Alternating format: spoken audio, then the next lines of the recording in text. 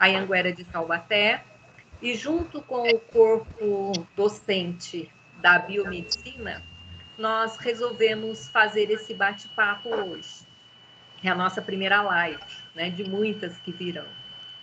E a nossa intenção hoje é discutir com os nossos convidados a experiência, a vivência profissional de cada um deles diante dessa situação difícil pela qual nós estamos atravessando. Então, dando as boas-vindas aqui aos nossos colegas, aos nossos convidados, doutora Poliana Castro Lopes, biomédica responsável pela bioquímica e imunologia e pela vigilância sanitária e qualidade, doutora Shirley Castro Abreu, biomédica, patologista clínica,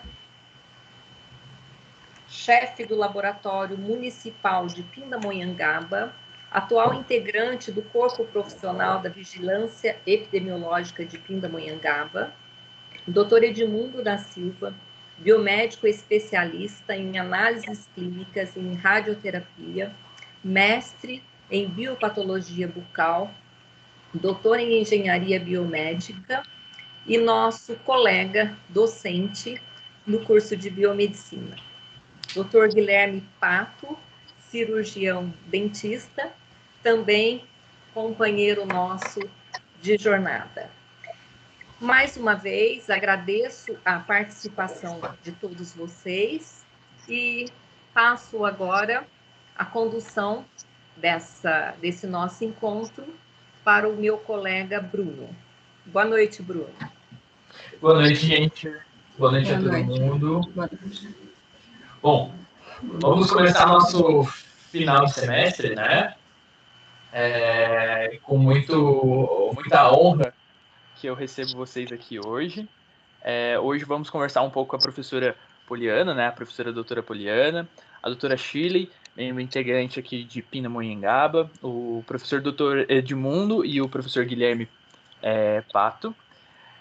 Eu vou pedir para que todos os palestrantes eles se revezem. Na verdade, nós iremos abrir 15 minutos para que cada um fale um pouco das suas experiências que estão tendo em saúde agora. Então, a gente inicia-se com a professora Poliana. Ela vai contar um pouco sobre o dia a dia dela, como está sendo a rotina em si nesse âmbito da pandemia, como está sendo o âmbito profissional, até mesmo um pouco do pessoal, como que ela está lidando com isso.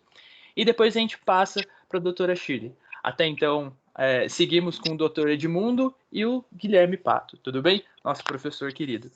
Qualquer coisa, nós abriremos para perguntas no final, então guardem as perguntas, mandem no chat, mandem nos grupos de WhatsApp, tanto para a professora Meire ou até mesmo para a Geisa, se quiserem mandar para mim, eu estou aberto para vocês, e a gente vai intermediando assim. Eu peço para que vocês deixem os microfones mudos e deixem só o do palestrante ligado, para que fique fluido a palestra, porque a gente não tem nenhuma interferência e nenhuma intercorrência conforme isso. Então, muito obrigado a todos e professora Poliana, por favor, nos contemple um pouco como será o seu dia a dia agora. Obrigado pelo convite. Eu sou Poliana, biomédica do Laboratório MIO.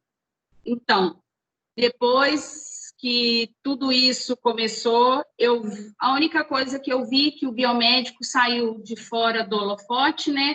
Como nós trabalhamos e estamos na parte de identificação, de intervenção, de tratamento, como a doutora Jaqueline Góes fez a identificação, né, do sequenciamento do vírus em 2 dias, acho que nós, como biomédicos, agora somos mais vistos por todos, porque tinha várias pessoas que nem nos conheciam.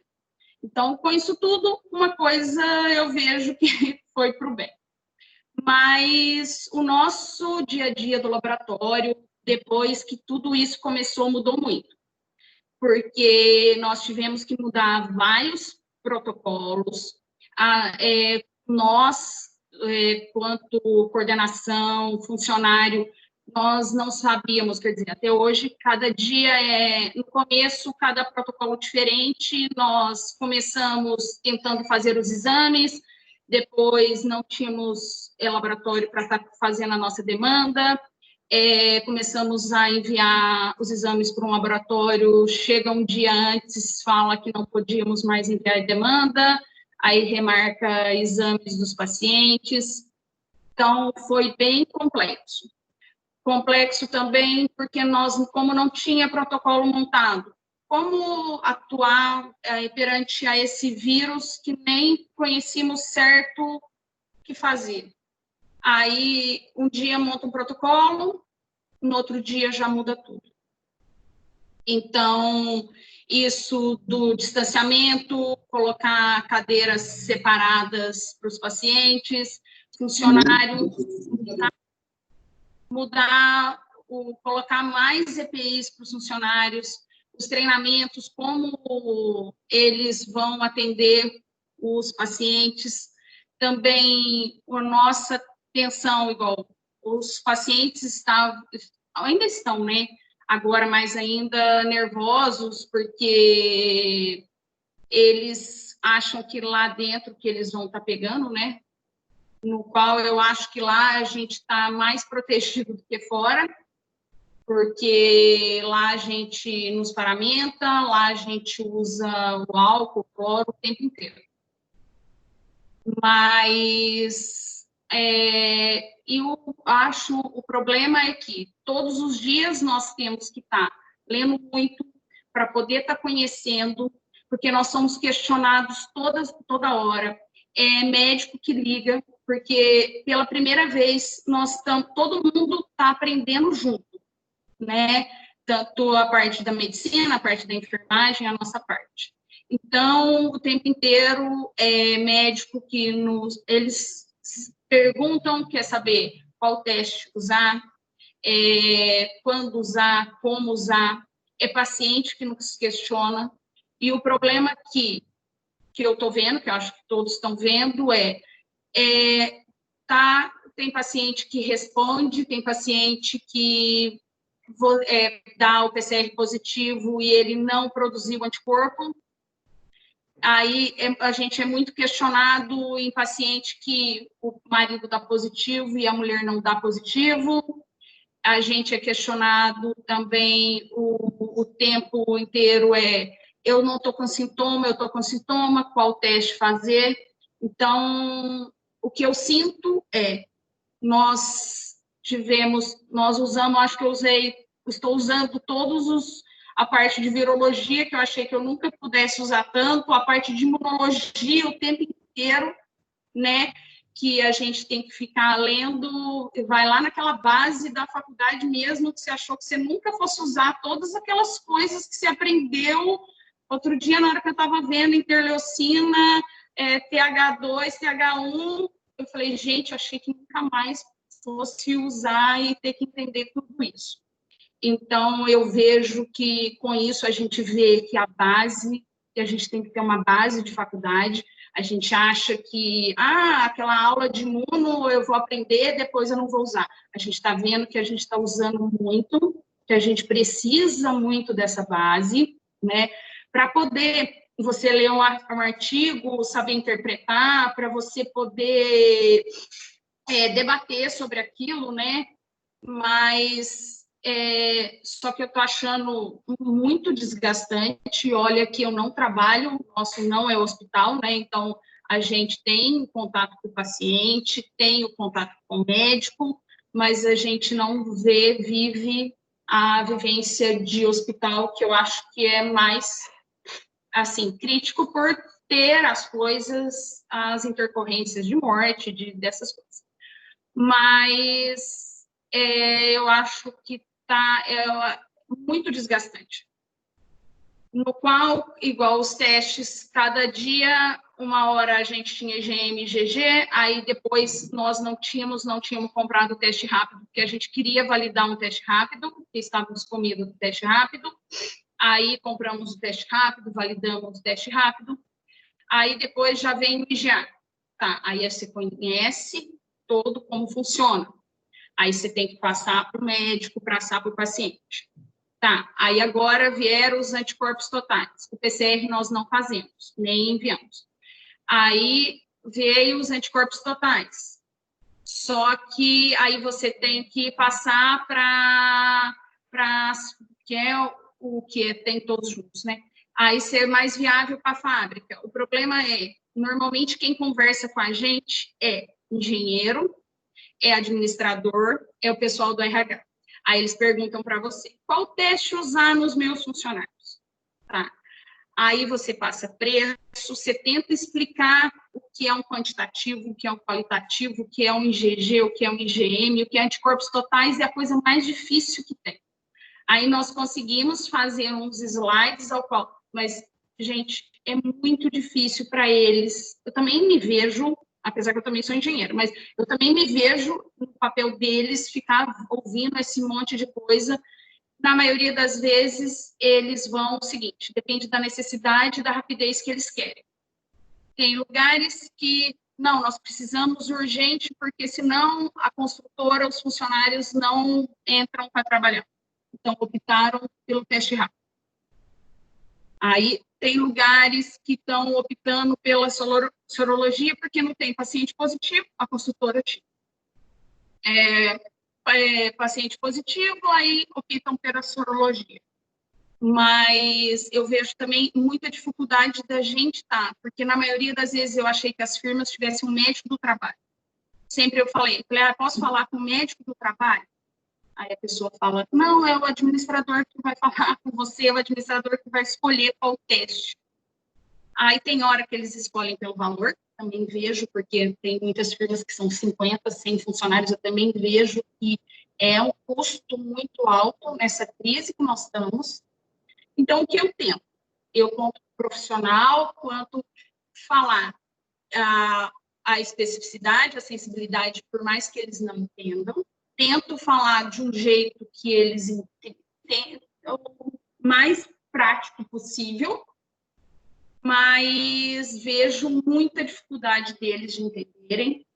Aí tem hora que eles vão pelo mais barato e tem hora que, igual anticorpos totais, tem uma firma que tinha 100 funcionários, achava muito mais viável para eles fazer o anticorpo total e depois testar o IgG. Não quiseram. E no qual não deu quase nenhum positivo.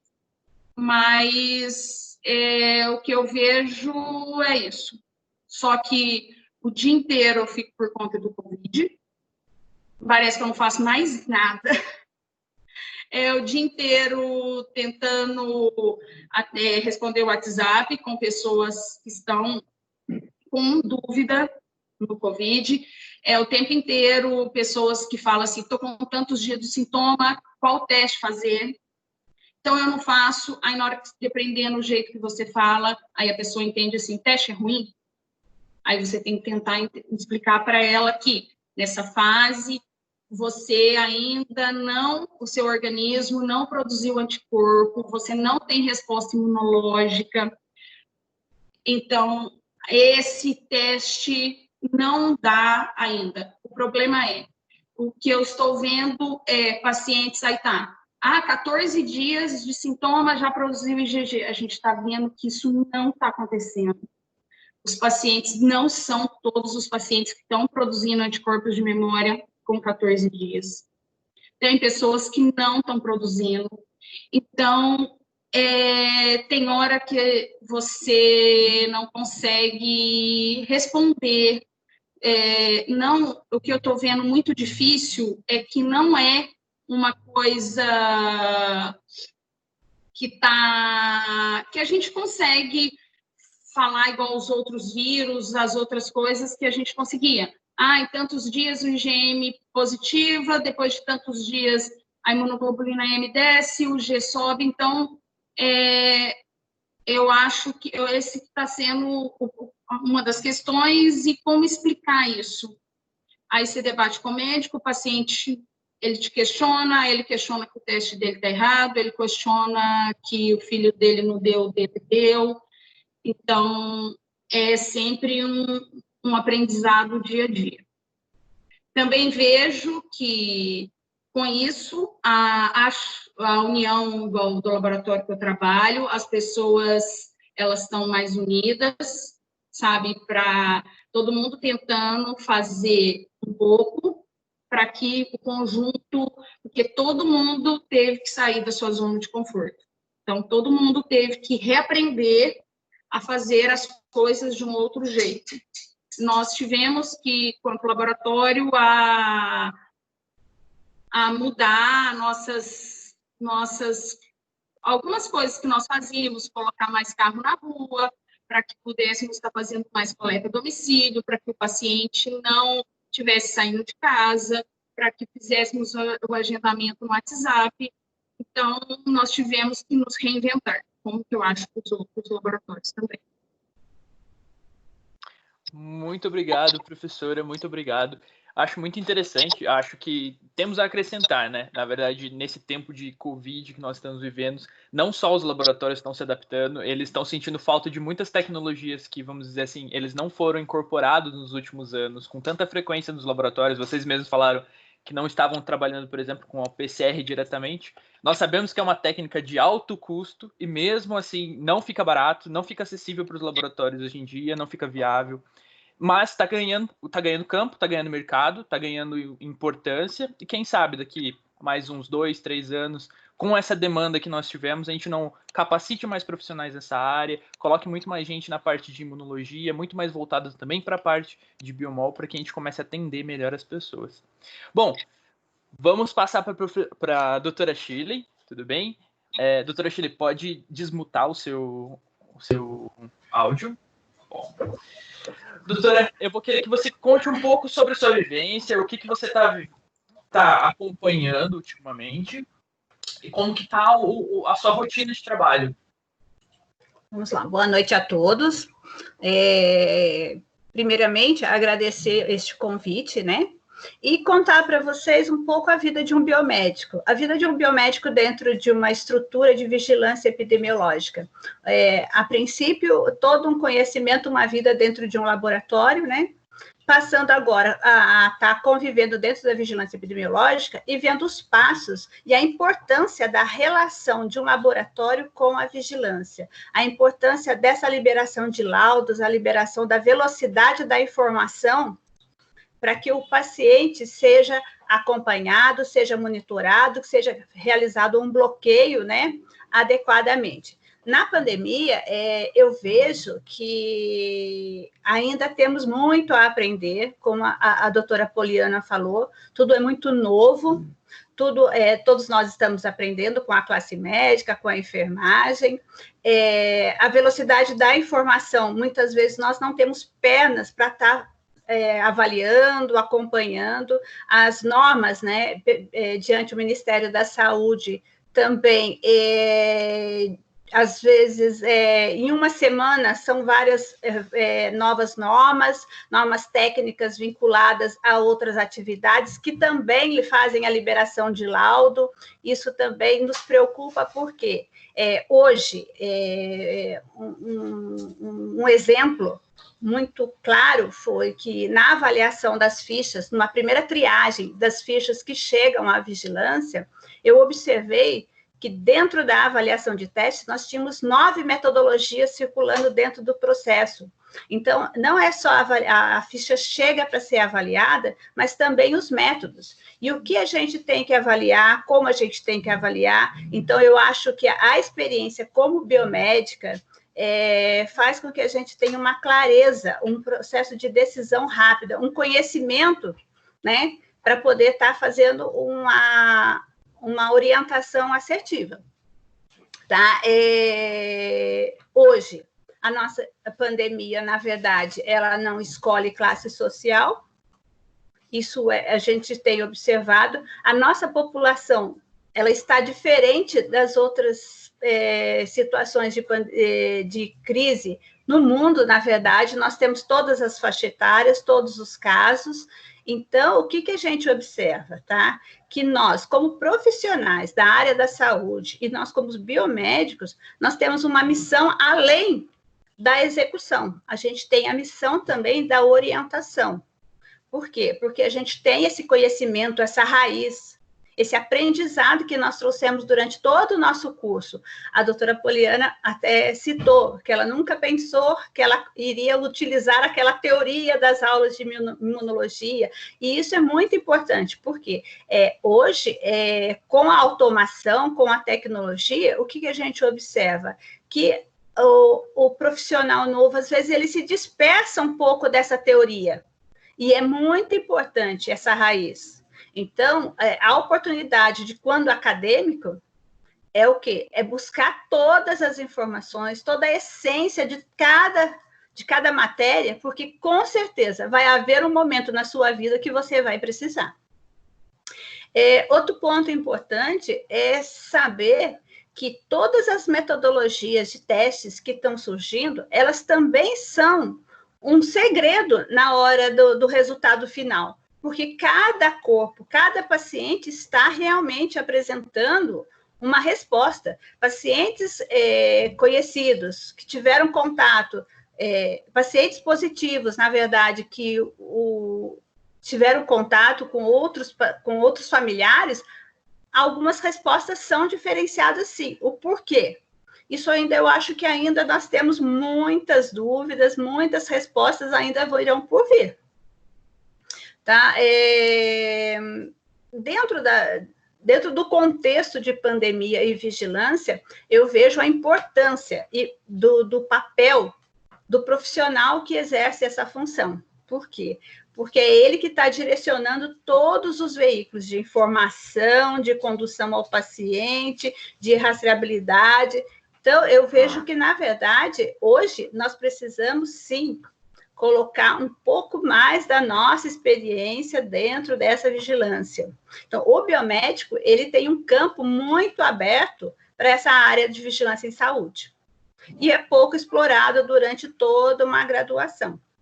Porque a gente vê hoje, na verdade, que as pessoas, elas vão se direcionando muito para análises clínicas, mas elas podem também estar voltando o seu conhecimento e o seu crescimento, né, profissional para uma área diferenciada, que hoje eu vejo que vigilância em saúde é um campo muito importante para a biomedicina.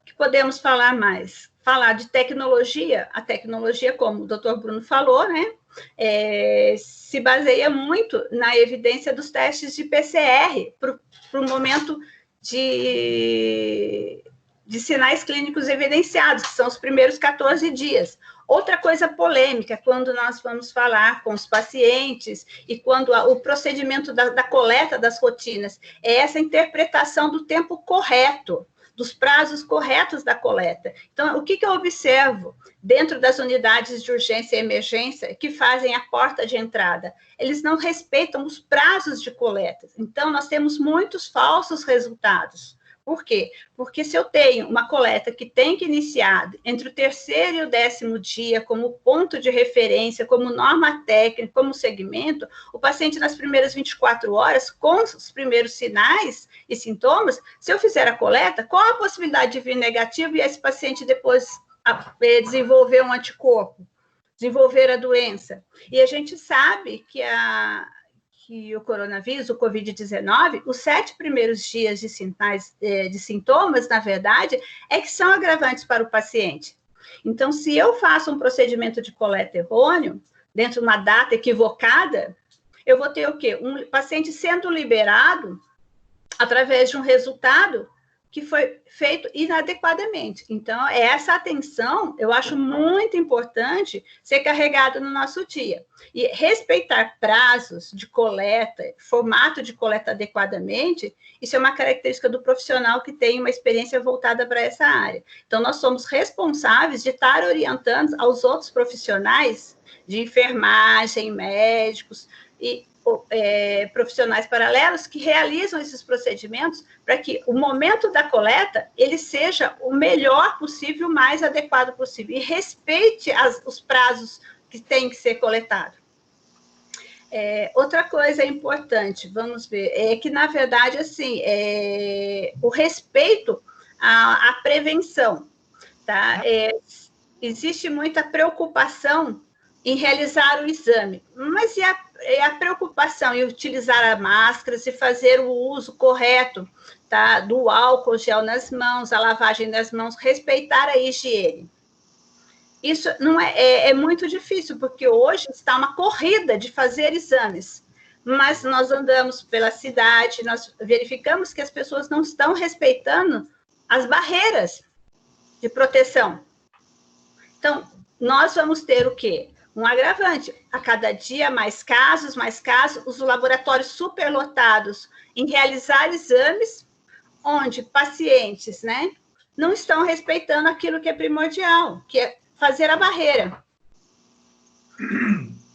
Eu acredito que, na verdade, tudo que a gente pode fazer para prevenir é melhor do que à frente ter que remediar, certo? E o que mais que a gente pode estar comentando com vocês é que, dentro de uma pandemia, o biomédico, na verdade, ele tem essa missão, a missão de executar os exames quando ele tá dentro de um laboratório, ele tem a missão de estar, quando está fora do seu ambiente de trabalho, de estar educando, de estar praticando a educação continuada, dizendo, eu preciso orientar as pessoas que estão ao meu redor, eu preciso informar o procedimento correto da coleta, mesmo que eu esteja como paciente numa unidade, eu posso estar instruindo, eu posso estar orientando um profissional de saúde que esteja realizando uma conduta inadequada. A gente pode sempre estar conversando, levando essa informação correta. Tá? Eu, na verdade, vejo que, às vezes, muitos profissionais enxergam a conduta errônea ou equivocada, que eu acho que é melhor, né?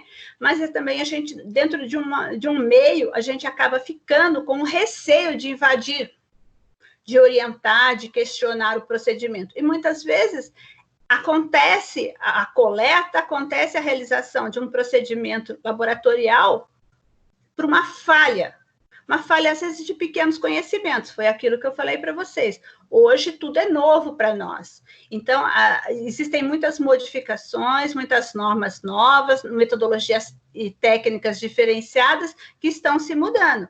E a gente tem que estar atualizado. E essa informação, muitas vezes, não chega na ponta, não chega na porta de entrada, onde o paciente entra, onde são o grupo de saúde que é responsável para fazer o primeiro atendimento. Então, a missão principal do biomédico é em que, todo momento, ele tem que estar levando a informação. E isso nós temos condições de estar fazendo, sim. Tá? Uma preocupação que eu vejo e que, na verdade, caracteriza pela uma falta por nós não estarmos programada é a questão do uso do EPI adequadamente, né? A escassez de EPI adequado para os profissionais de saúde. Isso nos leva também o quê? A pôr a vida em risco todos os dias. O número de profissionais de saúde com notificação, ele é extenso. Diariamente, a gente tem um grande número de entrada de fichas de profissionais de saúde com suspeita. E nós temos hoje também um índice de positividade grande. Por quê? É o uso inadequado do EPI, é a falta do EPI, então esses questionamentos acabam acontecendo. E qual é a melhor forma da gente fazer uma barreira? É a investigação. E como a gente pode fazer essa investigação? A gente consegue ter acesso a esse meio, por mais que a gente tenha padronizado, assim, existem profissionais que são... que não acreditam, que não usam adequadamente. Então, a chefia é responsável de estar cobrando esse uso. Se eu vejo um profissional da saúde que trabalha comigo e não está usando adequadamente, ele tem que, na verdade, estar fazendo uma orientação para que isso não aconteça, porque todos nós estamos no risco diariamente. Tá? O que a gente também pode estar colocando é que, na verdade, todo o processo de vigilância, ele é voltado e baseado hoje dentro de uma rastreabilidade, dentro também de um processo de informação rápida. Hoje, o uso de testes rápidos, eles são rápidos, né? eficientes dentro de um momento de velocidade de entrega, mas eles geram muita dúvida quando eu vou finalizar a ficha do paciente, quando eu vou encerrar um caso. Então, respeitar esses prazos dentro de cada teste, porque cada teste que eu compro, cada marca que eu compro, ele está tendo uma variação. Então, qual é o melhor prazo para fazer a coleta? Qual é o período ideal de coleta? Isso está sendo muito questionado, porque eu tenho observado que o prazo que se coloca a partir do 7º dia, ele ainda dá muito falso negativo. Então, a gente tem que pensar que a gente tem que estender um pouquinho mais. Qual é o período ideal? A prática, na verdade, no dia a dia, dentro do laboratório, nos faz o quê? Enxergar isso. E essa comunicação do laboratório dentro dessa realidade é muito importante para a vigilância epidemiológica. Por isso que, na verdade, essa relação, essa convivência entre laboratório e vigilância, ela é muito importante no dia a dia. Então, assim, a experiência que eu estou tendo dentro da vigilância epidemiológica vem, assim, buscar toda a minha vida dentro de um laboratório que foi um pouquinho, né?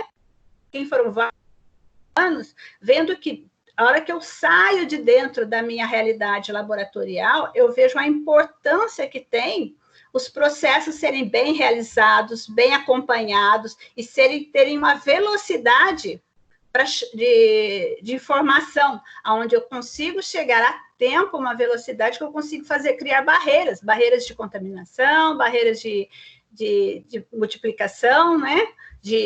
Do caso, de pacientes, de doentes, e de tudo que a gente pode pensar que ao redor a gente pode estar buscando melhorias. O que mais que eu posso falar da nossa experiência dentro de uma vigilância? Eu acho que, além da parte técnica, né, a parte também de orientação, a parte da orientação também técnica voltada à qualidade do serviço, isso é muito importante, porque o grande problema, e eu acho que a doutora Poliana falou muito, é o questionamento: será que esse resultado é fidedigno? Como eu posso confiar? A partir do momento que eu, como biomédico, tenho conhecimento que para a realização de um exame eu tenho processos onde eu tenho que gerenciar primeiramente a qualidade da execução, então eu tenho tranquilidade de afirmar que aquele resultado ele é fidedigno, ele está compatível com a amostra realizada, respeitando o quê? O período da data de coleta, o momento correto de estar coletando e liberando aquele laudo. Eu acho que era isso que eu tinha para falar. Uma vez. Muito obrigado, doutora. Muito interessante a gente lembrar que o biomédico ele pode ser sanitarista. Então, para todos que estão assistindo aí, os alunos, lembre-se, quando vocês se formam com diploma de biomedicina, uma das áreas que vocês abrangem muito e tem muito conhecimento, principalmente da parte legislativa, técnica, não é só a área de qualidade, mas sim a parte a parte sanitária, então a parte de vigilância sanitária, vigilância epidemiológica, que hoje em dia, na verdade, a partir de 2020, vai ganhar um peso muito maior do que tinha no passado. Antigamente falava-se de sanitaristas, lembrava-se de grandes nomes históricos, como propriamente o próprio Oswaldo Cruz ou outros sanitaristas famosos da história. E foi se esquecendo ao longo dos anos. As pessoas perderam, vamos dizer assim, perderam a sensibilidade quanto a esse tipo de com esse tipo de habilitação. Porém, hoje nós vemos que o profissional que se forma nessa área, o profissional que vai para a área de saúde coletiva, saúde populacional, saúde pública, ou até mesmo vigilância sanitária, vigilância em saúde, a parte de epidemiologia, ele hoje está muito ligado à questão de saúde, não só dentro do seu município, mas sempre dentro de uma questão global das pessoas, vigiando o que está em alta, vamos dizer assim, as patologias mais frequentes, adotando metodologias ou até mesmo compactando as informações que estão disponíveis, que são diversas, são inúmeras.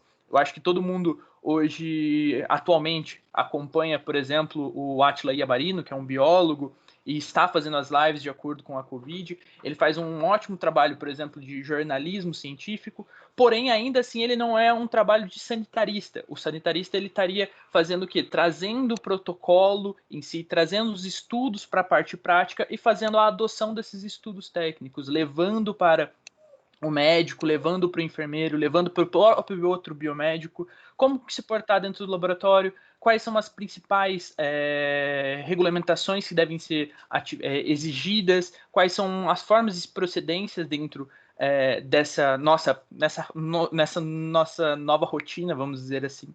Então, é muito importante que vocês tenham isso em mente, tudo bem? Então, com isso, a gente parte para o Doutor Edmundo.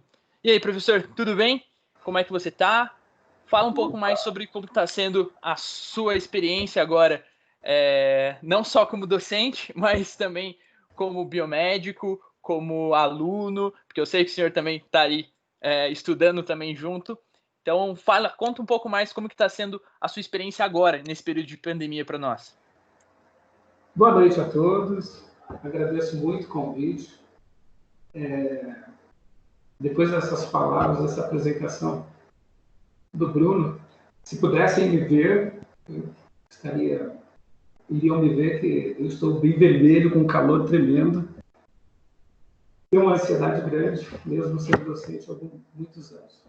Então, agradeço a coordenação, agradeço a presença de todos e vou dividir a minha apresentação da seguinte maneira. Fiquei muito contente pelo convite, fiquei triste em um determinado momento, fiquei contente novamente, depois fiquei triste. Poxa vida, estranho. Não, mas isso aí é sempre que lá vem a história. As histórias do Edmundo, como eu vejo aqui que tem muitos alunos meus. Então, vou pedir autorização para a doutora Poliana, doutora Sheila, para que eu possa me apropriar das palavras que foram proferidas por ambas e alinhavar a minha fala. De que maneira? Eu vou retroceder um pouco em 2009. 2009, H1N1. Muitos alunos nossos, bem jovens, basicamente crianças, não puderam, não participaram, não ouviram ou até mesmo não presenciaram essa pandemia e essa endemia que existiu no nosso país. Então, eu vou começar aqui. A minha tristeza foi essa, a minha alegria foi essa, de ter participado e ter um pouco para contar nesse exato momento, assim como também dentro das aulas que ministro. A minha tristeza, como o senhor disse, e como alguns sabem, a minha tristeza foi quando nós estávamos nas UBS da vida, como alunos de medicina, nas UPAs, nós fomos afastados, porque nós não estávamos internados, no meu caso, né, no meu ano que eu estou cursando, então não haveria necessidade de estar à frente, estar à ponta, como eu estive em 2009 no H1N1. Então, nesse momento que eu achei que poderia estar à frente, ali na ponta, prestando meu serviço, um pouco do meu conhecimento, eu fiquei triste porque fui afastado. Mas tudo bem, vamos nessa. Normas são normas. Mas fiquei contente novamente em poder, dentro das salas de aula, justamente poder passar, ensinar, trocar ideias, melhor dizendo, daquilo que eu vivi, daquilo que eu vivo, daquilo que eu sobrevivo, daquilo que eu gosto de fazer, que é ministrar aula. Eu não dou aula, eu ministro aula. Eu não estou como professor, eu sou professor. Eu tenho uma paixão muito grande. Então, nesse momento, como não estou na ponta, eu vou estar falando daquilo que eu vou, como eu falei antes, alinhavar aí as palavras das doutoras Poliana e Shirley, que é justamente isso. O biomédico tem mais de 30 especialidades. O biomédico, no seu conteúdo, na sua base, na sua essência, a formação é generalista. Análises clínicas, de forma geral. Só que dentro dessas análises clínicas, eu preciso entender a parte da epidemiologia, que eu cobro dos alunos. Eu não quero ver um monte de números. Eu já vim para a biomedicina porque eu não quero ver números. E aí a gente, com muito carinho, com muita educação, nós vamos demonstrando que não, esses números são de grande valia. Esses números são fáceis de serem interpretados. E nós precisamos, dentro da nossa área, interpretá-los bem. Então, se eu trabalho com gráficos, eu trabalho com números, eu estou também passando ali o que é uma epidemiologia, um controle de qualidade. Se eu também volto aí um pouco da fala da doutora Poliana, IgG, IgM, linfopenia, linfócitos T, linfócitos B, é isso que nós temos que fazer o tempo todo. É isso, e é essa a nossa intenção como docente, como professor, dentro da sala de aula.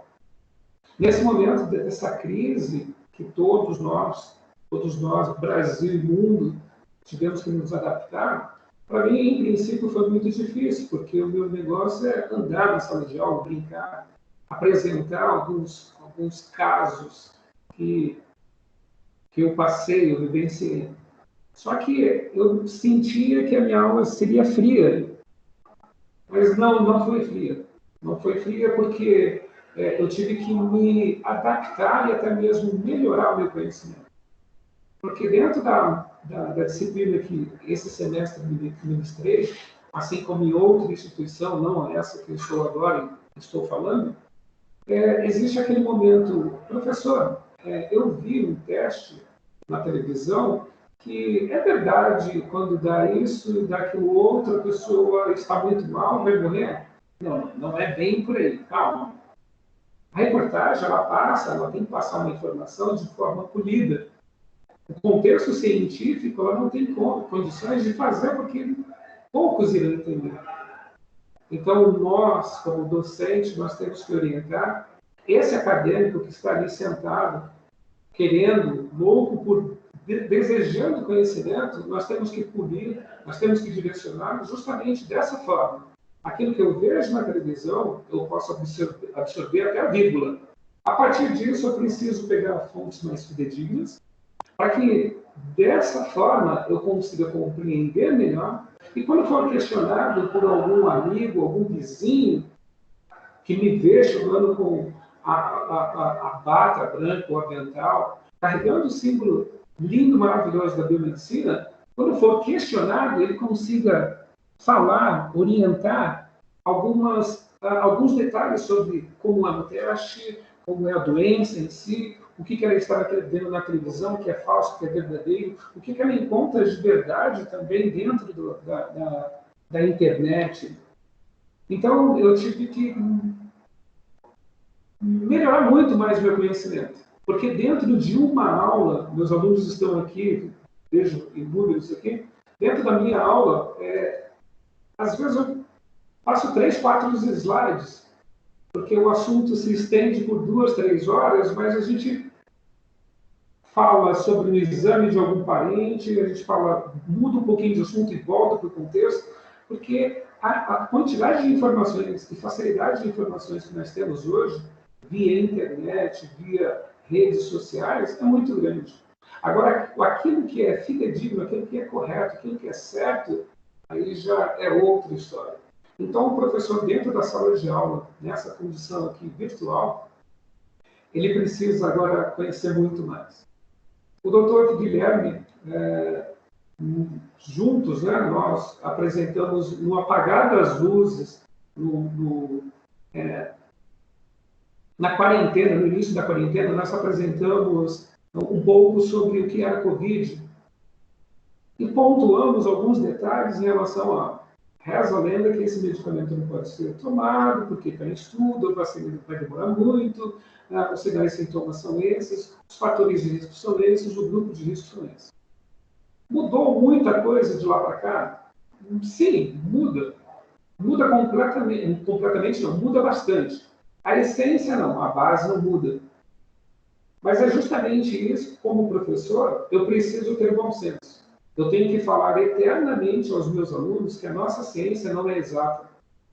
Naquele dia, lá atrás, há meses atrás, nós estávamos falando num ponto que eles estavam estudando, estavam fazendo alguns testes, dava certo para X grupo, para outro não dava. Semanas depois, já mudou o contexto, e agora eu também já tenho que rever ou falar, a minha linguagem já tem que ser outra. E o aluno também tem que entender que, mas a semana passada, mês passado, você falou que era dessa forma, agora você já está falando que é de outra forma. Não estou entendendo. Não, é justamente isso. A nossa ciência não é exata. Ela é cíclica, ela é rápida. Então, como professor, e ministrando essa aula à distância, quando nós somos questionados em alguma coisa que o aluno pesquisou na internet e agora quer perguntar, ou alguns, que são a minoria, por aprova o seu conhecimento, nós temos que, de fato, como professores, orientadores, esclarecer a dúvida. E esse esclarecer a dúvida, tenho plena certeza que essa mesa redonda, esse bate-papo nosso, elencou aqui, com todo respeito, elencou pessoas que têm história para contar, têm conhecimento, têm base científica e estão como professores, são professores, e têm conhecimento de poder falar como ponta o que já passou, com propriedade. Então, quando a doutora Shirley fala sobre como coletar, assim como a doutora Poliana também falou, como coletar o exame, se esse é mais sensível, é mais específico, isso eu faço a todo tempo. Eu sou membro da Sociedade Brasileira de Patologia Clínica e a todo tempo eu falo, nós temos os erros pré-analíticos, analíticos e pós-analíticos. Vamos nos atentar e muito sobre isso. Porque se uma coleta feita equivocada para alguns e errada para outros, a análise vai ser errada, o resultado vai ser errado, o tratamento, consequentemente, não vai existir ou vai ser um tratamento errado. E quem vai sofrer não vai ser aquela pessoa que coletou a amostra, e sim o paciente ou o cliente. Então, quando nós falamos, nós não podemos ser, o aluno não pode ser aluno do primeiro período, aluno do segundo período, aluno do terceiro período. Não, ele é aluno até o dia que ele pegar o canudo. Quando eu falo ele é aluno até o dia que ele pegar o canudo dele e se formar, eu estou falando que ele pode estar no quinto, no sexto período, mas ele tem que lembrar aquela disciplina de fisiologia, aquela disciplina de imunologia, aquela disciplina de anatomia a todo tempo. Não nas minúcias, não nos detalhes, mas ele precisa estar atento, ele precisa estar assim, retomando a todo tempo aquele ponto, ou aqueles pontos que se unem, que demonstram para ele, através do exame, no nosso caso aqui, olha só essas alterações aqui em relação à linfocitose, à leucopenia, à plaquetopenia, é decorrente de uma alteração, de uma virose que ele teve. Isso, eu preciso que ele resgate isso. Então, na condição de professora, agora, não falando já na parte do laboratório, na experiência do passado, ou até mesmo como acadêmico de medicina, eu vi que esse momento aqui foi um momento bem apertado dos professores que era só ler o slide. Eles têm que ser mais ecléticos, eles tiveram que se renovar, eles tiveram que buscar mais conhecimentos. E esse buscar mais conhecimento também fazer com que o aluno caminhe, o aluno busque informações corretas. No Ministério da Saúde, na Organização Mundial da Saúde, na Organização Pan-Americana de Saúde, buscar, de fato, condições para que ele entenda aquilo que está permeando ali, aquele contexto. Nós vimos aí que, em princípio, agora eu já estou falando de uma situação de hoje, de uma colega da Faculdade de Medicina, que ela está nas clínicas. Mas eu estou acompanhando aqui o tempo, eu sei que eu passei um pouquinho. Ela falou numa reunião de hoje, dentro das ligas que nós temos, que mudou o perfil. Mudou o perfil daquela coisa do diabético, hipertenso, ou seja, aquele grupo de risco que categoricamente já era consagrado, agora estão chegando pessoas com uma faixa etária menor, adultos jovens, entre 20 a 30 anos, entretanto, e sem ser diabético, sem ser hipertenso, entretanto obeso ou até mesmo sobrepeso. Está um quantitativo grande dessa faixa etária e desse grupo de pessoas obesas. Ou seja, fugiu daquela comorbidade que nós sabíamos antes. Fugiu daquela imunossupressão categórica por meio do diabetes em si, por meio de uma doença autoimune, por ser um transplantado. Não, é um jovem que, entre aspas, a doença dele é a obesidade. Não são 1, 2, 3. Essa colega minha, ela falou, são muitos, mas muitos mesmos. Se mantém ainda com os pacientes diabéticos hipertensos, mas agora também chegando um outro grupo, que até então não era citado. Tá? Então, eu venho assim mais para falar um pouco da sala de aula, que eu aperto mesmo os meus alunos, eu gosto que eles procurem assuntos da área deles, e sim, em sites ou locais confiáveis, e cobro o tempo todo. Alguns não gostam, outros acham que é desnecessário, porque são alunos ainda. Não, é na essência. Nós moldamos os nossos profissionais, seja ele biomédico, cirurgião dentista, como é o caso do Dr. Guilherme, nós moldamos o nosso profissional na essência. Nós lapidamos no decorrer, não é pós-canudo. Então, eu venho assim para mais falar da parte acadêmica, que eu cobro, falo, demonstro e insisto, aqueles que passam como meu aluno, assim, no dito popular, eu belisco mesmo, eu aperto porque eu tenho certeza que serão bons profissionais.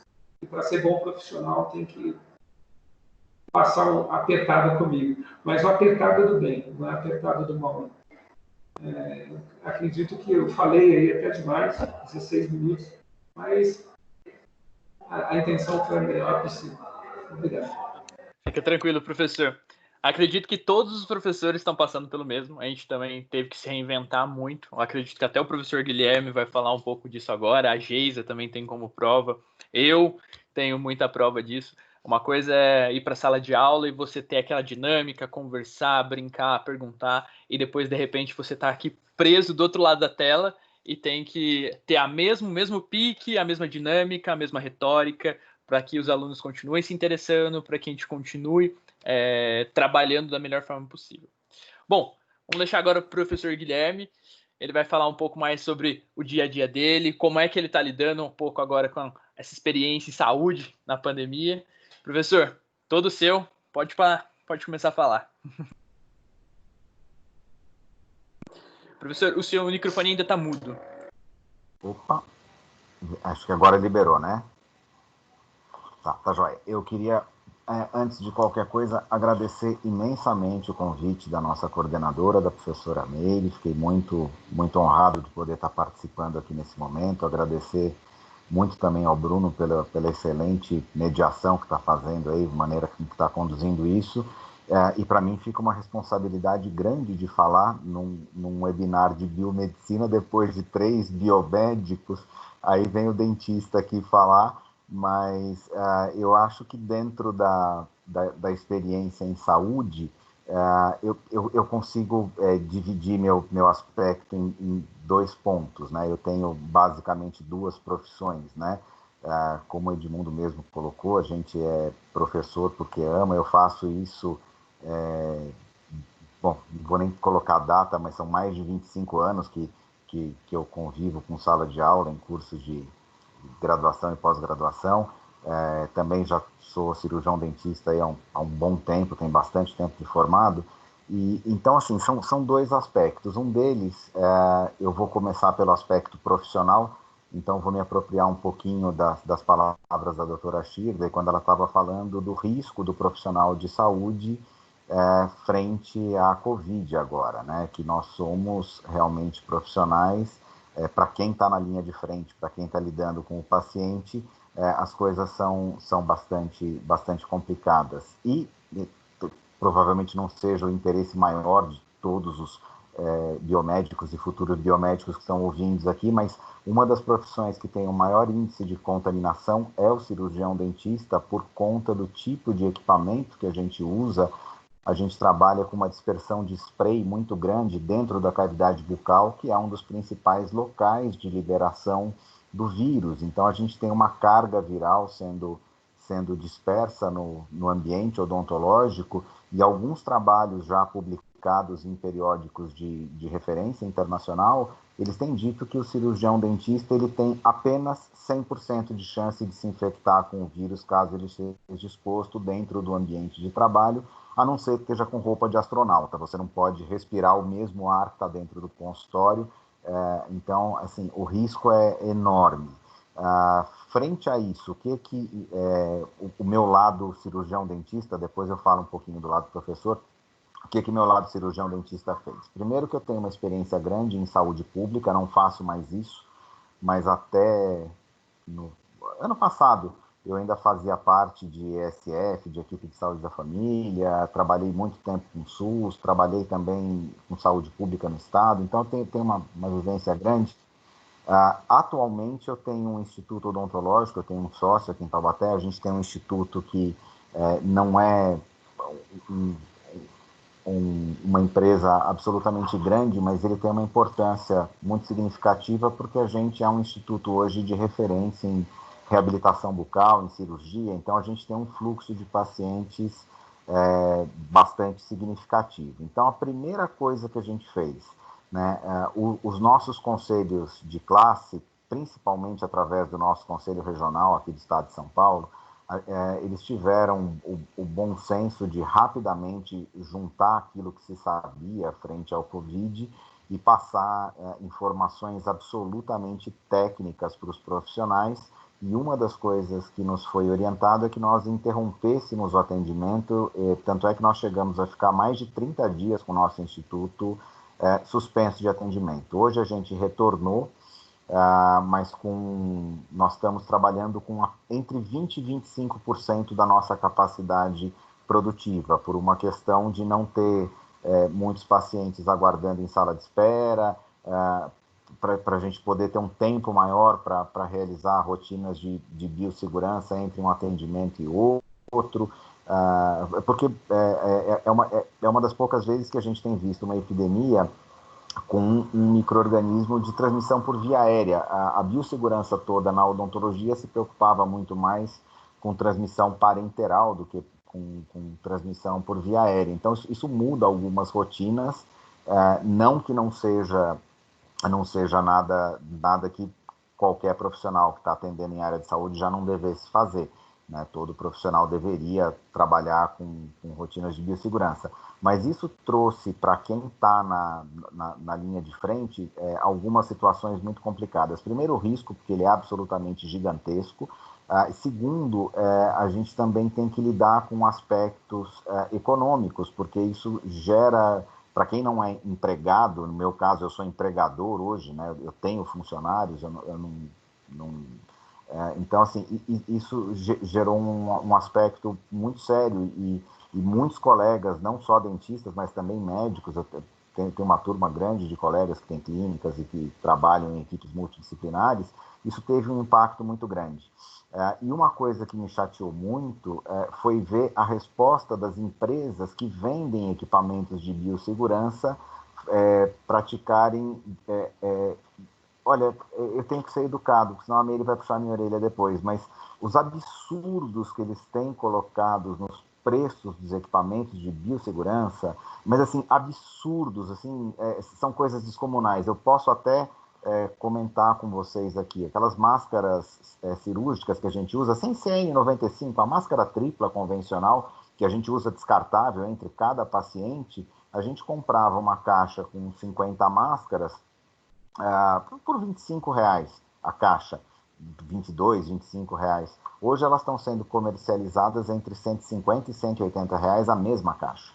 Tá? Então, assim, são luva de procedimento, touca descartável, jaleco descartável. Então, assim, você falar em biossegurança hoje também acaba sendo um negócio que tem um impacto financeiro na vida do profissional. Então, assim, você tem que se proteger, você é grupo de risco, a chance de você se contaminar é gigantesca e, claro, que o lado financeiro acaba também impactando diretamente sobre tudo isso.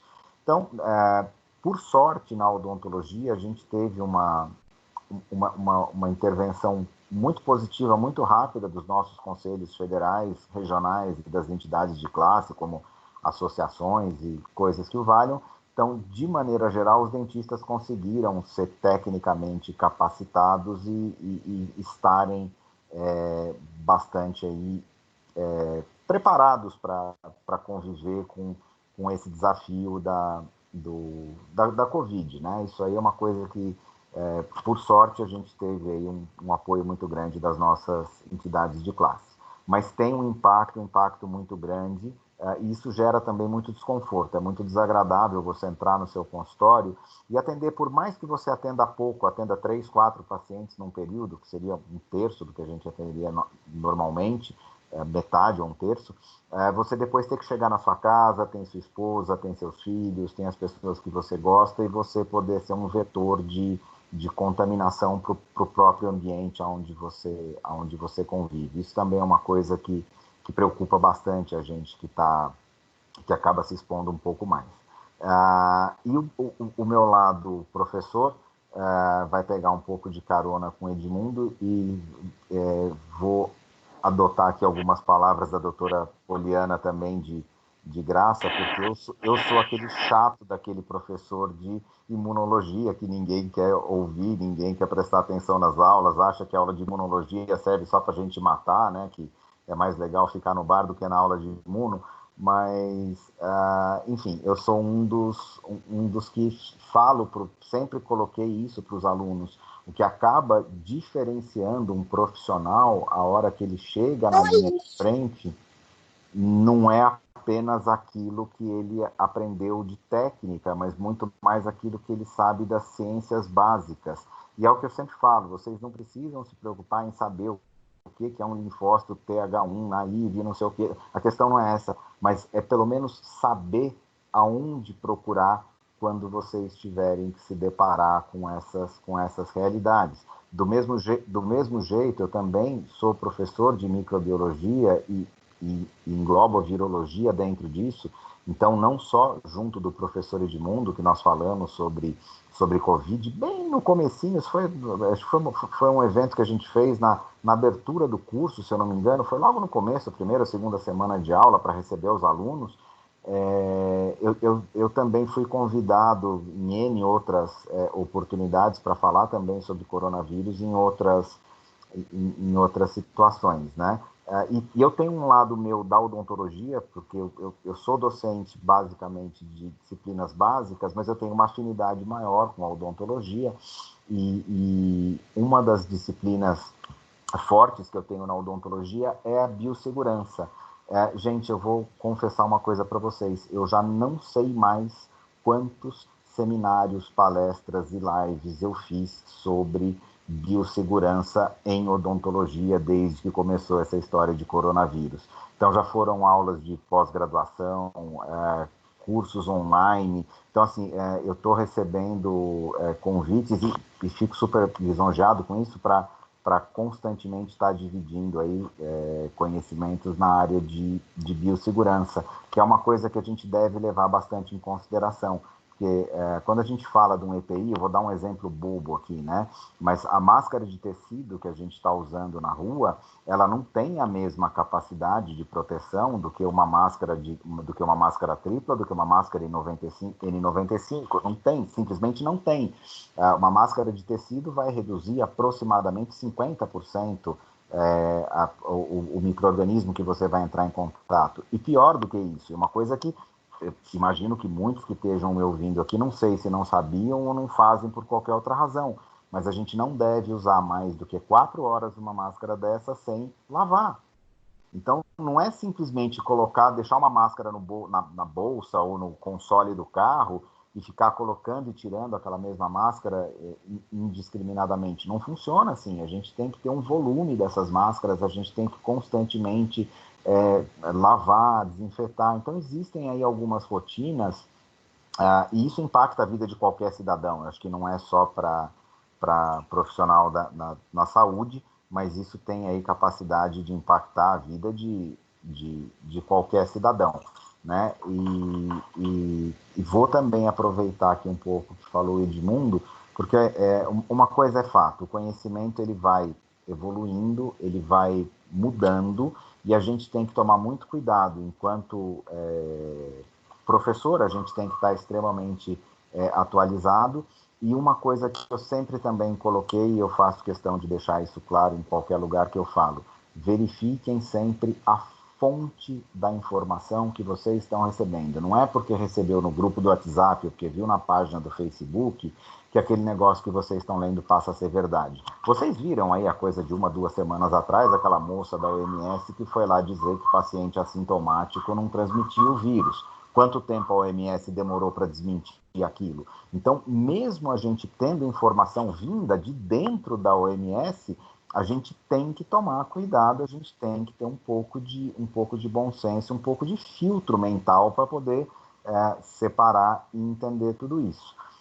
Eu não vou ficar aqui também voltando para falar de biomedicina hoje aqui, seria absolutamente ridículo, mas eu também participo de disciplinas de imunologia clínica, e a gente sabe que diferentes metodologias vão dar diferentes resultados, os procedimentos operacionais, eles devem ser absolutamente respeitados, a gente não deve comer nenhum tipo de etapa, e é o que eu falo, mudou o kit que vai trabalhar, mesmo que seja a mesma metodologia, pega o procedimento operacional daquele kit, daquele fabricante, porque às vezes 5 microlitros de diferença você consegue fazer uma alteração de resultado e chegar aí num falso negativo e acabar gerando uma batelada de erros em cascata aí, tá? Gente, meu cronômetro está mostrando aqui 14 minutos, eu acho que eu já estou dentro do patamar. Então, eu acho que eu vou devolver para o Bruno aqui a bola, mas vou me colocar à disposição, caso alguém tenha alguma curiosidade, alguma pergunta, alguma coisa e ache que eu possa contribuir de alguma forma, a gente vai continuar aqui. Então, queria agradecer muito, fiquei muito contente de poder bater esse papinho com vocês e continuo aqui para a gente continuar. Bruno, obrigado. Fica tranquilo, professor. Não tem problema se estender um pouquinho ou encurtar um pouquinho, tudo bem? Bom, gente, acho que todo mundo deu para ter um gostinho, mais ou menos, como que está sendo a vivência, né, durante essa pandemia conosco. Pessoalmente, acredito que eu passei essa pandemia, por exemplo, estudando muito, não só preparando muitas aulas, mas ganhando novos conhecimentos. Eu acho que todos os professores, a gente não parou de estudar 1 minuto, não era só preparar a aula para vocês, não era só montar a aula, mas sim se atualizar, porque, querendo ou não, é um vírus que pegou o mundo de surpresa, não fomos só nós, não é o Brasil, não é uma coisa local, é algo que todo mundo está reaprendendo aos poucos. Imunologia, biologia molecular, biomedicina nunca foi algo tão em alta quanto está sendo agora. As importâncias dos testes clínicos, as importâncias das matérias básicas, e por isso se chamam básicas, porque dão a base do conhecimento de vocês, nunca foram tão fundamentais. Por quê? Quando vocês saem hoje do curso de biomedicina, vocês necessitam dessa base para conseguir fazer os raciocínios lógicos, igual o próprio professor Edmundo estava falando anteriormente, igual o professor Guilherme estava também comentando. Nós precisamos dessas matérias, nós precisamos ter esse conhecimento básico para que quando você vá para o mundo real, para que quando você vai trabalhar, por exemplo, com a professora Poliana, com a doutora Poliana, com a doutora Shirley, vocês saibam resolver problemas, consigam raciocinar os problemas do dia a dia. E isso sim é se tornar um profissional. Tudo bem? Eu passo a palavra para a professora Meire, para se ela... Antes de passar a palavra para a professora Meire, eu abro para perguntas, se tiver algum aluno querendo se manifestar, para dizer como que está sendo para eles a vivência também, como pandemia, como está sendo a adaptação nesse quesito de pandemia. Se alguém se sentir confortável, pode abrir o áudio, pode se manifestar. Acredito que todos nós estamos passando por um momento de adaptação, inclusive os alunos, e os alunos agora estão também tendo essa oportunidade. Se alguém tiver dúvidas, a gente está também disponível no WhatsApp para estar respondendo. Tudo bem? Tudo certo? Boa noite. Eu tenho uma pergunta para a doutora Poliana. Posso estar fazendo? Pode fazer a pergunta. Professora Poliana, você está escutando? Pode fazer, por favor. Eu queria saber a opinião dela do ponto de vista científico, através do conhecimento que ela tem e da vivência de laboratório que ela está tendo hoje, a questão da realidade de profissional com a divulgação da mídia e a resposta da população. Eu queria saber o ponto de vista geral sobre a situação que a gente está vivendo agora. Então, eu vejo que, igual os professores falaram, é o seguinte: as pessoas elas têm que estar verificando onde elas veem as informações. A mídia expõe muitas coisas, elas, como todo mundo, Google, sempre todo mundo acessa Google, agora acessa informação na televisão, o jornalista fala do jeito que eles sabem, nem julgo também. E vejo que as pessoas chegam cheias de dúvidas, com as informações que eles têm, questionando a gente, e vejo que, como o professor Edmundo falou muito bem, o professor Guilherme também, que é a hora que nós, quanto biomédicos, temos que ter nossa base para que, quando a pessoa nos questione, nós temos nosso embasamento para poder estar respondendo com a nossa base científica. Entendeu? Isso, eu vejo que vocês, quanto alunos, têm ótimos professores. Eu acho que eu vou prontificar e assistir umas aulas do doutor Edmundo e do doutor Guilherme.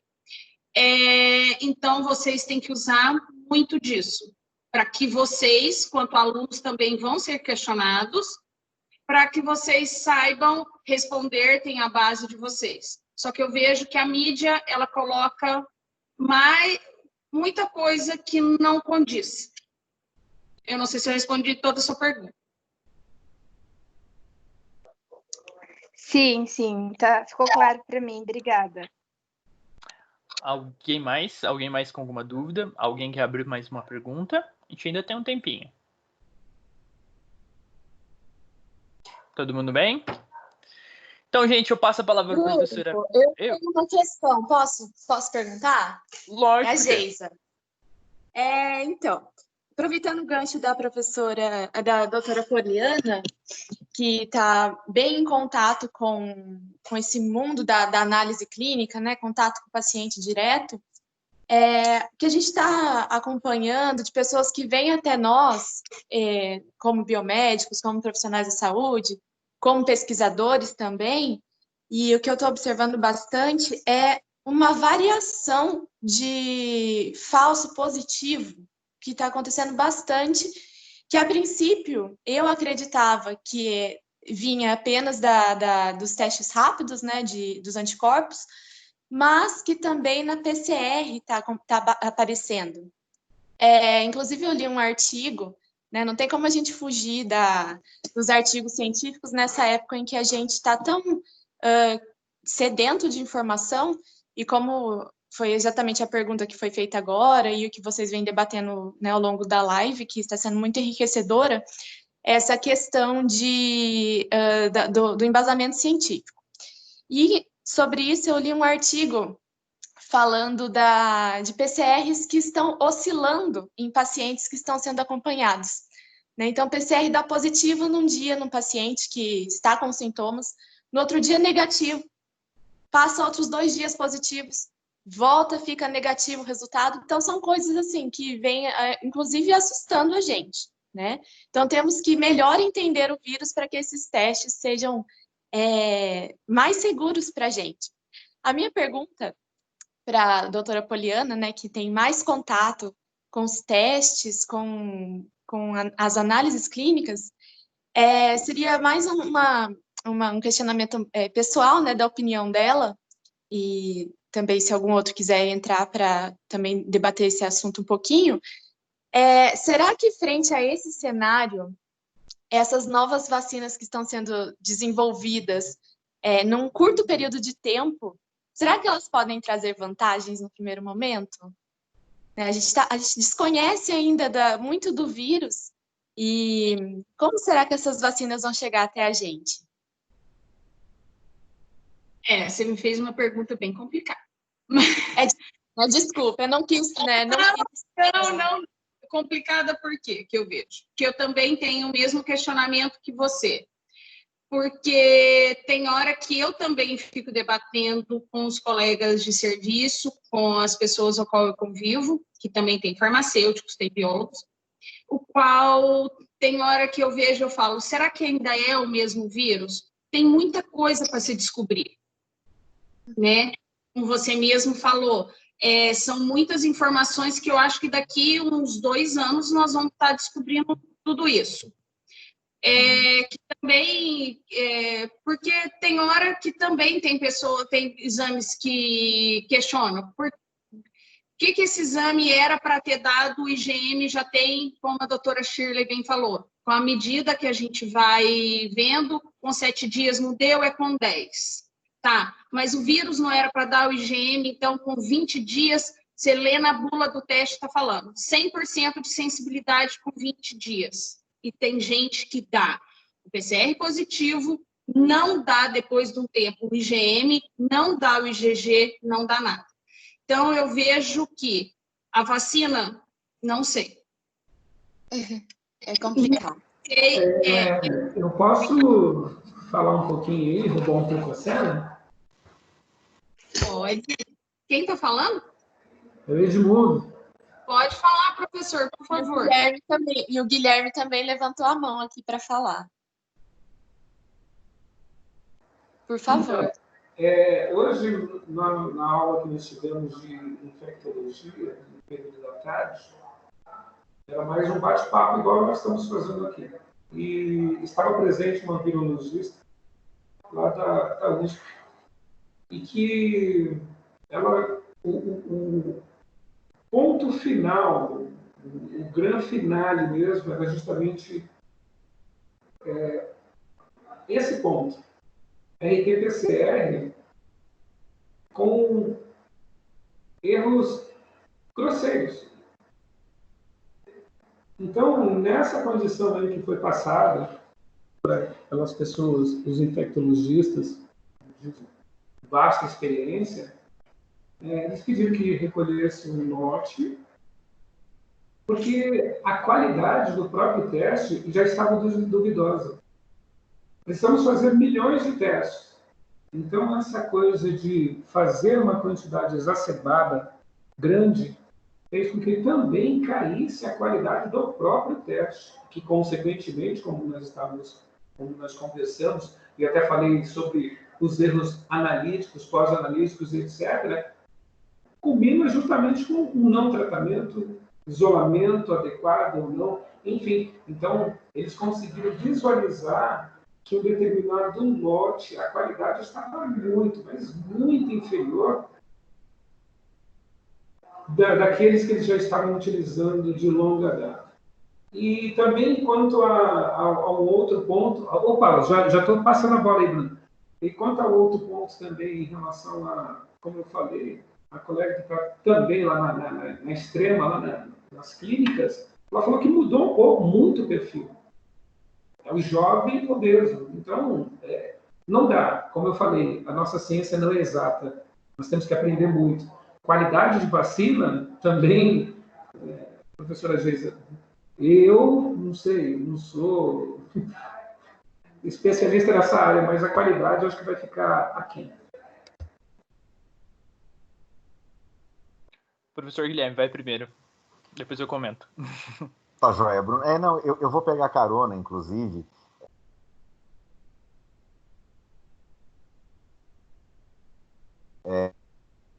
O mundo acabou de chamar a atenção aí, com relação à qualidade do material que a gente está usando. Claro que num momento onde o consumo desses testes tem sido um negócio fenomenalmente grande, pode ser que a gente tenha aí uma indústria produzindo com um padrão de qualidade inferior, e isso pode realmente ser uma das fontes aí dessas PCRs tão contraditórias, né? Com relação à vacina, gente, a gente tem que levar em consideração o seguinte: não é porque é um vírus que tem vacina, né? Tá aí o HIV que não vai me deixar mentir sozinho, né? Então, se mata uma doença viral, acabou, vai fazer vacina, e vacina vai dar certo, não vai dar certo, vai ter qualidade, não vai ter qualidade. Eu estava vendo um artigo recentemente, agora essa semana, que me deixou bastante preocupado, porque a gente já que estão relacionados com a Covid-19 no mundo. São mais de 130 variações genéticas do mesmo vírus. Tá? Então, precisa ver até que ponto a gente vai conseguir identificar um epítopo de um antígeno que seja comum para todas essas variantes genéticas e que seja suficiente, que esteja relacionado com a transmissão da doença. Então, o problema para se desenvolver uma vacina, ele também, existe um problema técnico para você conseguir identificar o epítopo, o determinante antigênico que vai ser utilizado para fazer essa vacinação, ou determinante, ou os determinantes, a vacina pode ter mais do que um, mas você identificar isso de uma forma clara, respeitando essa quantidade enorme de mutações que esse vírus vem sofrendo, que num período curto a gente já tem mais de 130 genomas diferentes mapeados, e, além de tudo, epítopos em laboratório para se fazer a vacinação da população. Então, honestamente, eu torço para que amanhã tenha uma vacina espetacular disponível para todo mundo. Mas o meu pezinho de trás aqui não me deixa achar que a coisa vai ser tão rápida ou tão mágica ou tão eficiente para achar que quando a gente tiver que agora em agosto ou setembro vai estar todo mundo vacinado. Honestamente, eu não acredito. É uma opinião pessoal, tá? Mas eu realmente não acredito. Bruno, obrigado. Eu vou devolver para não ficar ficando muito, senão eu falo demais. Somos dois. Na verdade, em si, quando você falou sobre a vacina, já passo para você, doutora. Quando você falou sobre a vacina, no começo do mês, eu acho que tinha saído 2 estudos importantes, um na Califórnia e outro, se eu não me engano, era do Instituto Europeu, que sim, já tinham, por exemplo, alguns epítopos possíveis que seriam possíveis uma vacina, que até geraram ou estão sendo utilizados como as prováveis vacinas atuais que estão gerando. Só que isso foi muito mais merchandising, né? Porque eles lançaram o peixe e, por exemplo, a Geisa sabe muito bem como é trabalhar com um medicamento dentro de um laboratório, como é desenvolver um medicamento dentro de um laboratório, e a primeira etapa é com a cultura de célula. E a cultura de célula é extremamente sensível. Qualquer coisa que for um pouco mais exagerada vai matar a cultura de célula e vai dar uma boa resposta. Então, todos os testes foram feitos até agora eram com culturas de células. Agora que estão começando a fazer testes com animais e mesmo assim não estão tendo as boas respostas que estavam tendo no começo do mês. Então, acredito que até mesmo a vacina chegar para nós, algo parecido com, por exemplo, com a dengue, e eu ter várias variações numa mesma região, seja quase impossível eu ter uma vacina específica num curto período de tempo que abranja um país inteiro, uma região inteira, que essas múltiplas variações, igual mesmo você tinha falado, professor, sejam mais comuns do que parece. Dentro do Brasil, se eu não me engano, o vírus mutou em menos de 200 dias, muito mais rápido do que ele mutou em tanto tempo que ele estava lá na China. Então, isso é uma coisa bem preocupante. Em relação aos insumos, linkando ao finalzinho que você tinha falado da sua apresentação e também a um pouco que a professora, a doutora Poliana, tinha dito, realmente, eu estava conversando com uma professora lá do ICESP e a gente estava conversando um pouco sobre a parte de genética, porque ela estava ajudando num projeto de doutorado de um colega meu, e ela falou, olha, no atual momento, o que vocês têm que entender é que grande parte dos equipamentos que estão sendo utilizados para fazer PCR em massa nos grandes centros de referência, que são o Instituto Butantan, que é a Fiocruz, que é o Albert, que é o ICESP, que é o INCOR, eles eram equipamentos que tinham uma demanda baixa, quase não tinham, vamos dizer assim, regulagem, manutenção, por conta de um uso pequeno, e agora eles não desligam. Eles são equipamentos extremamente sensíveis, que necessitam de uma manutenção extremamente cara a todo momento, e agora eles não param. São equipamentos que giram o dia todo, 24 horas, todos os dias.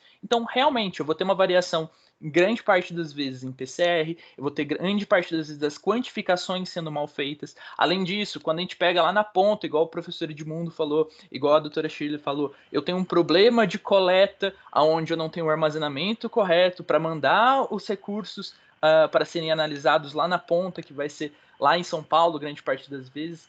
Então, a gente está vivendo uma crise meio que de logística também, não só de tecnologia, mas de logística sendo disponível. Tudo bem? Eu deixo aberto para a doutora Shirley, ela levantou a mão, e depois eu passo para você, professora Meire, para você encerrar para nós. Tudo bem? Pode falar, doutora. Então, só para ilustrar um pouquinho, né?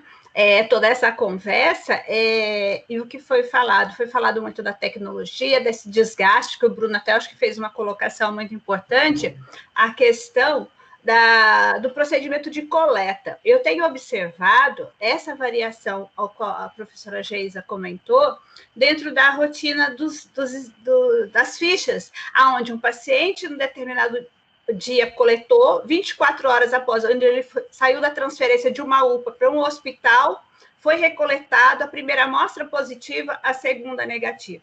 Aonde eu coloco a minha dúvida em todo esse processo, né? Será que esses profissionais da ponta, eles estão treinados adequadamente para a coleta desses swabs?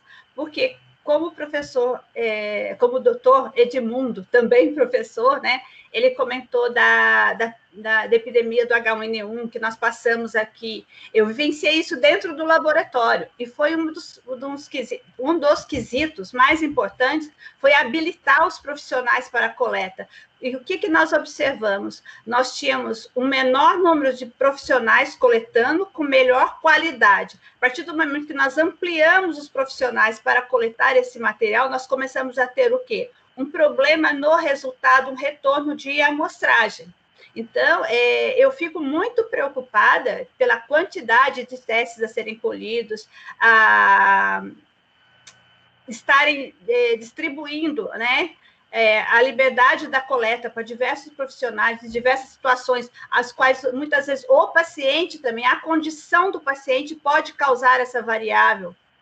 Então, a minha preocupação é essa oscilação de resultados, mas sempre preocupando na conduta da coleta. Eu acho que isso é uma observação muito importante, que deve sempre estar sendo levantada toda vez que eu finalizo um resultado.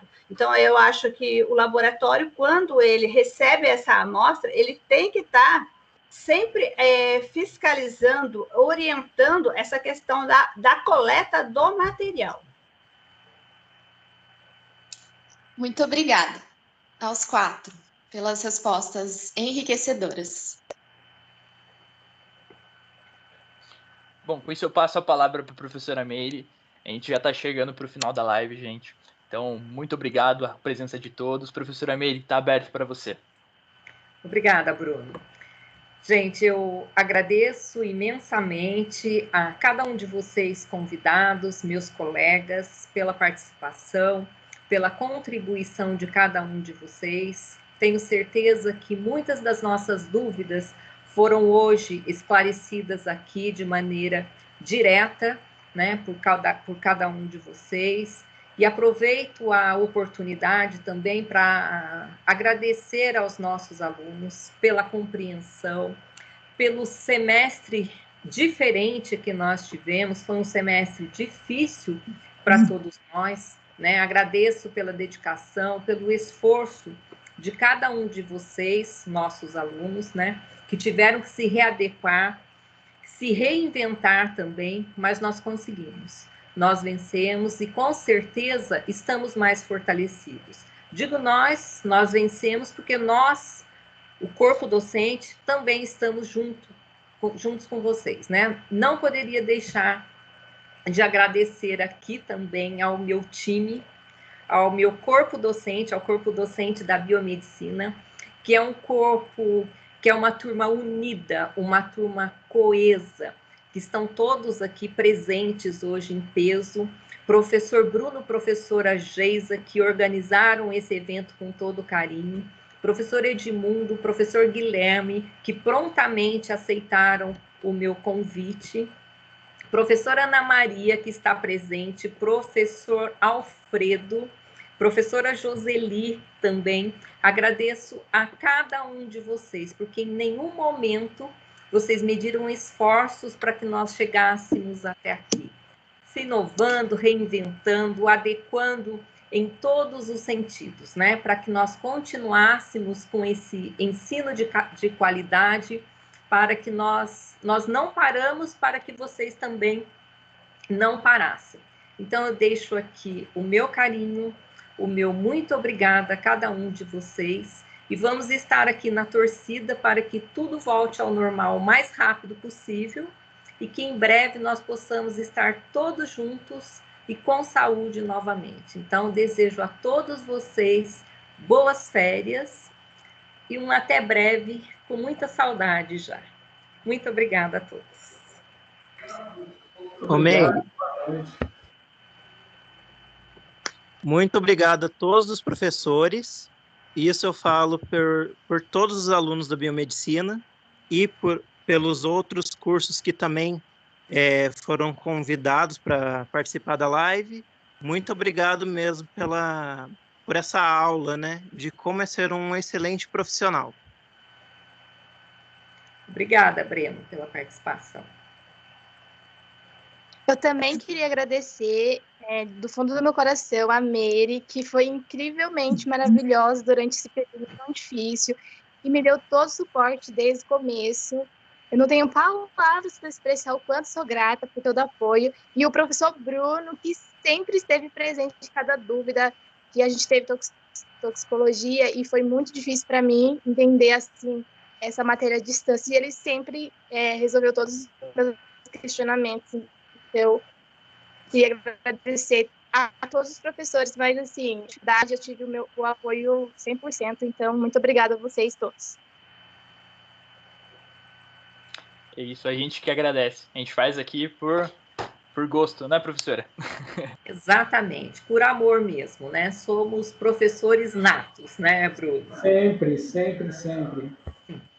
Posso dar uma palavrinha também? Pode. Já que estamos aqui, né, nesse momento de agradecimento, a professora Meire já falou por todos nós, mas eu não poderia deixar de expressar também a minha... É uma palavra que está bem em alta agora, né, a tal da gratidão, mas não tem como a gente terminar o semestre sem lembrar, né, de agradecer aos nossos alunos que a gente viu o empenho e o desempenho deles. Então, tem aluno que nesse momento a gente sabe que dentro da casa deles deve estar um tumulto, assim como a nossa.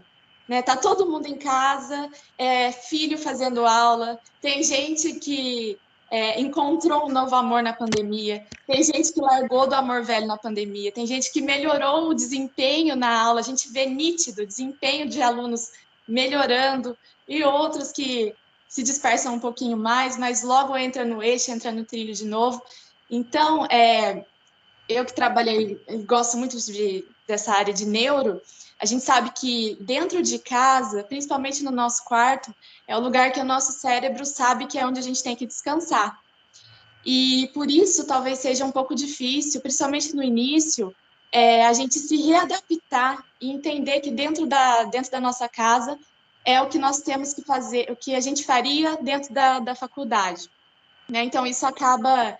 Até o nosso cérebro entender que você está no seu quarto, não para dormir, não para assistir Netflix, mas para assistir uma live de 2h30 sobre citopatologia, por exemplo, não é uma tarefa simples, mas que os nossos alunos venceram com uma maestria, que eu digo para eles, né?